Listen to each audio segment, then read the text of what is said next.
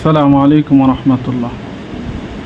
বিসমিল্লাহ আলহামদুলিল্লাহ ওয়াসসালাতু ওয়াসসালামু আলা রাসূলিল্লাহি মাল্লা নবিয়্যা বাদা। আপনারা নিশ্চয়ই অবগত আছেন, আমরা বিভিন্ন মিডিয়াতে একটি সংবাদ দেখতে পাচ্ছি যে সারা বাংলাদেশে আবার জঙ্গি হামলার আশঙ্কা।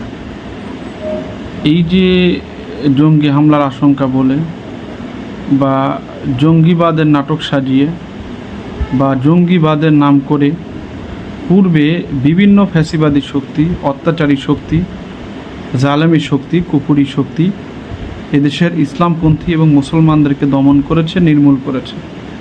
অর্থাৎ ইসলামপন্থী এবং মুসলমানদের দমন করার একটা হাতিয়ার বানানো হয়েছে এখন জঙ্গিবাদ ট্যাগ দেওয়া। যে কেউ রাষ্ট্রীয় কোনো সম্পদ ধ্বংস করা, নষ্ট করা, এটা একটা আরবি ভাষায় ইরহাব বা সন্ত্রাস তুল্য কাজ, বিশৃঙ্খল বা ফাসাদ সৃষ্টিকারী কাজ।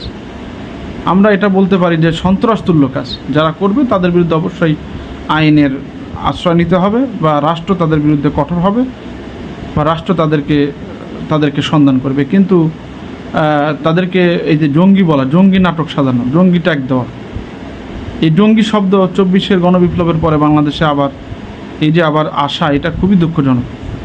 এর দ্বারা বোঝা যাচ্ছে যে ইসলামপন্থীদেরকে যেভাবেই হোক দমন করার জন্য তারা এই কার্ডগুলি আবারও ব্যবহার করবে। জঙ্গি বলা, রাজাকার বলা, বিভিন্ন শব্দ বলা। এটা এই জন্য আমাদের ইসলামপন্থীদের সামনে ঐক্যবদ্ধ থাকতে হবে যে কুফরি শক্তি এখনও মিটিয়ে যায় নাই, ইসলাম বিরোধী শক্তি এখনও মিটিয়ে যায় নাই। তারা এখনও ইসলাম এবং মুসলিম উম্মাকে এই দেশ থেকে নিচ্ছিন্ন করার একটা সুগভীর ষড়যন্ত্রে লিপ্ত পায় তারা করছে। আর এই জন্য তারা এই সমস্ত ট্যাগ লাগিয়ে মুসলমানদেরকে ধ্বংস করা, বিভিন্ন আলেম ওলামাদেরকে জুলুম নির্যাতনের শিকার করা একটা পায় তারা।